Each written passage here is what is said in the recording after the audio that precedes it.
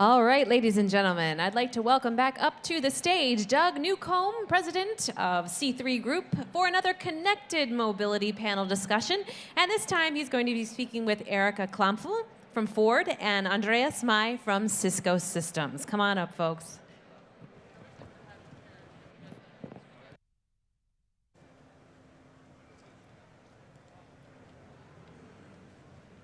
Thank you, Rebecca. The title of this discussion is, The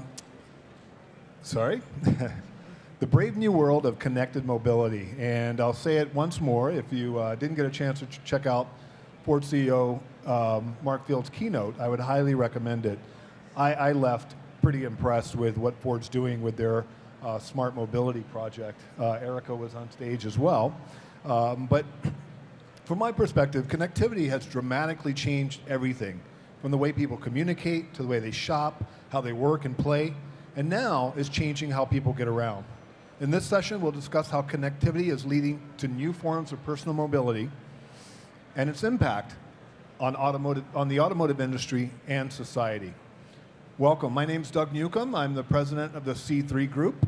I've been covering car technology for a long time. In fact, I counted the other day, this is my 27th CES consecutive. I don't know whether to be proud or ashamed, yeah, but it's amazing to me looking around here and seeing how much automotive is just taken over, and because it's become such an important part. But I really feel like the next stage is really going to be exciting once we see connectivity start to influence transportation as a whole. So I'll have my panelists introduce themselves and tell a bit about their title and what they do. Hi, thank you. I'm Erica Klampfl. I'm Ford's Global Future Mobility Manager. And so the experiments that you heard Mark announce today, that's what my team is doing and delivering. And we're really excited that this is one of the company's major initiatives, and that Mark Fields and the senior leadership team is really focused on mobility as an important issue. Thank you, Erica. Good evening. Thanks all for staying around. It's getting pretty late here. My name is Andreas Mai. I'm with Cisco Systems, where I'm responsible for smart connected vehicles, meaning that, if you connect vehicles, you want to make sure that they are secure, cannot be hacked. If you connect vehicles, you want to make sure that the data gets to where it needs to get to. And we are going to see a lot of data, hopefully. And we take care of this data in the back end on part of Cisco. Thank you, Andreas. Now, I wanted to ask you guys, what are some of the most significant changes that you're seeing in automotive as it relates to connectivity? So we're really excited about what connectivity is enabling, and I'm sure a lot of you just heard Don Butler talk about connectivity. But as it relates to mobility, people are really expecting now connectivity both in their car and in their everyday life. And by having a connected car, we can actually enable a lot of mobility solutions. So a lot of the experiments that we talked about today, almost all of them are enabled by some sort of connectivity. Connectivity in the vehicle, allowing us to get data off the vehicle and provide value-added solutions. It is, in our opinion, no longer enough just to build a car. The car will be connected to the outside world.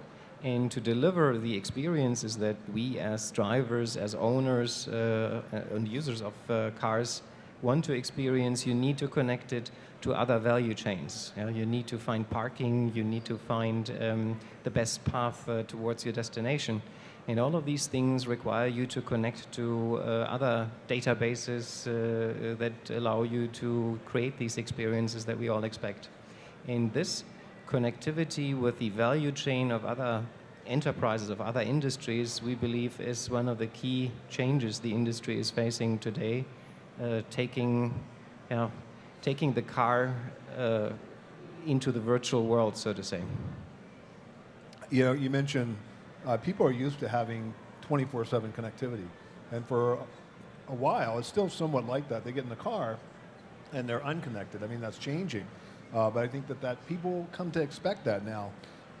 Now, given some of the trends, do you think we're seeing a shift in the way cars are owned and used? And what impact will that have on the auto industry and on society? Yeah, I definitely think we're seeing different trends about, especially younger drivers, they're delaying when they get their license. I think they're moving towards access versus ownership.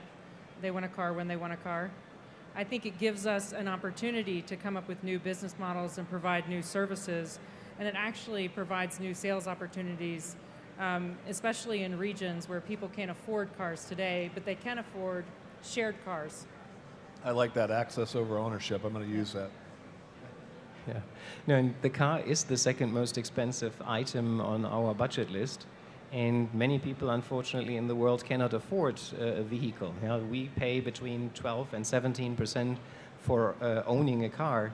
But in countries that are emerging economies, people pay between 40 and 60% of their disposable income for a vehicle. If you bring this cost down to the average in the world of 24%, you could actually add 1 billion people and make 1 billion people mobile. That doesn't mean that you add 1 billion more vehicles. Let's say these vehicles are shared by 10 people. But this would at least double the vehicle numbers that are being sold today. Yeah, since you mentioned emerging markets, I wanted to talk about that a bit. How does this affect global markets differently? And this is a multi-part question. Will we see one area lead in terms of changes to mobility, and will we see market differentiation in terms of mobility? So I think we are providing different and looking at doing different experiments in different markets. So for example, the share car in India experiment that Mark talked about, that's about shared access to a car in a closed community, like you just mentioned, you know, and in India that really makes sense, and that makes sense in different markets in different ways. Where the experiment in London we have is really about car sharing, where people want access. They might want it because they don't want to own a car, and they might have different needs, and might not need it as much as perhaps someone in India who wants shared ownership. Yeah. No, and you may recall that I think last year we had a couple of literal shutdowns of cities. Yeah, cities that had to prevent cars from driving in Right. the cities, and in some cities you actually need new forms of mobility, shared mobility, multimodal mobility to overcome these very pressing issues. And in cities in China, for instance, or in China in general, I believe they are selling twice as many electric scooters these days than vehicles. Right. And so electric mobility, new forms of multimodal transportation may come to bear in those cities much, much quicker than in our neck of the woods.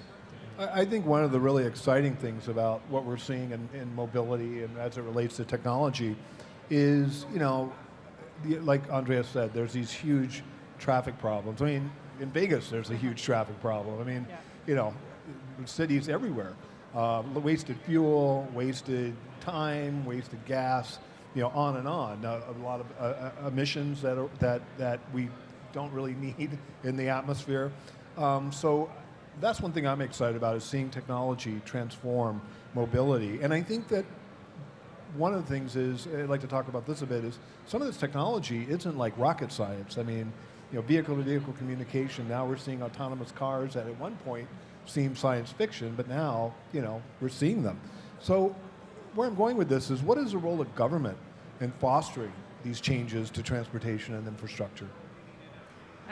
I think the role of government is going to be huge in this. You know, we need the government to be a part of the journey with us, and in a lot of cases they are. So for example, in Michigan right now, Ford is a member of the Mobility Transformation Center, Right. Where we're going to be testing a lot of autonomous functionality, V2V, V2I, and so that's a really great example where we're working with the government, testing out a lot of the autonomous functionality right now. I think the government has multiple roles in the sense of we need minimum standards for certain technologies like vehicle-to-vehicle communication or the autonomous vehicle. At the same time, these standards need to be to some extent mandated. Example is the airbag. It took about 20 years for the airbag to become mainstream equipped in vehicles. and only after the government made it more or less mandatory to add this safety feature to the vehicle, we had an explosion, and we all know the benefits thereof. And I think the same is going to happen to some extent in autonomous vehicles. The other element is you need to protect the industry against liability claims. It would be terrible if we would delay such a technology to come to market just because there's the risk of liability. And there are examples that this can be overcome by defining the rules of engagement in case of a crash prior to it occurring. Now, one of the things that we see here a lot at CES, and it's like the big buzz, and I think beyond CES, is autonomous cars, autonomous driving. How do you see autonomous cars, self-driving cars, fitting into this picture of future mobility? Yeah, so autonomous cars will provide a lot of new mobility services. Valet parking, different types of shared usage through autonomous vehicles. Once things are in place where autonomous vehicles are a part of the multimodal options. Andreas? I think it's going to be the turbo booster for the transformation that is occurring in the industry, because at the end of the day, when you have autonomous vehicles available to you that can come to you when you need them, that can drive somebody else when you don't need them, this makes this offering much, much more palatable, much, much more attractive for people to use. And all the aspects of car sharing will become more palatable to the broader public. And that's why I truly believe it's going to be an accelerator of this trend. I agree. That's all the questions I have. I'd like to wrap up with some closing thoughts. And Erica, I'd love for you to give us a few highlights of what was talked about today by Mark Fields. So maybe just 5 or 6 or 3 of the highlights. Yeah, sure. So Mark introduced that Ford is really focused on experimentation and learning, and innovation is a part of Mark's platform. And so in all the things that we do, we're really looking to innovate and to learn and to understand what Ford's role is in the space and who our partners should be. And so we're really in a phase of learning. He announced the 25 mobility experiments that we're looking at, some all over the world, so they're global.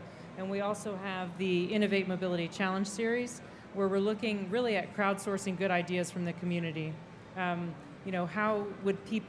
are the problems that people are facing in different regions of the world, and how would they solve their problems? And so we highlighted a lot of those different challenges. So for example, how do you help people get around during monsoon season in Mumbai? Right, I saw that. That caught my attention. And we got a lot of really good ideas out of that. And so the people who develop the ideas own the ideas, and Ford really is just trying to crowdsource these good ideas. We're just one company. We don't have all the answers. So it's a really good way to get creative and innovative ideas. Thank you. No, I think it's a very exciting time in the industry. I'm very glad to be living at this time, because there are a lot of changes occurring. And I see some great new innovations coming into the industry, but also I would call it not necessarily marriages, but many partnerships are evolving that are new, with new suppliers between technology and the automotive industry. And I'm excited to be in this industry right now, because we will be still alive when all these things that we are talking about are going to happen. You're right, Andreas. I mean, I think it's such an exciting time. I think we're going to see so many changes, and everyone wants to get from point A to point B safely, efficiently. But I think what's exciting to me about technology is we are just kind of at the edge. I think we're going to, the way I tell people is, remember 20 years ago when the internet came out, people were like, well, what do you use it for? You don't even know, And now there's all these different applications. That's what's exciting about it. And I really feel like it's going to transform. What to me is one of the biggest issues is transportation, getting people from point A to point B. So thanks for your time today and your comments, and thanks for your attendance. Thank you. Thank you, Doug.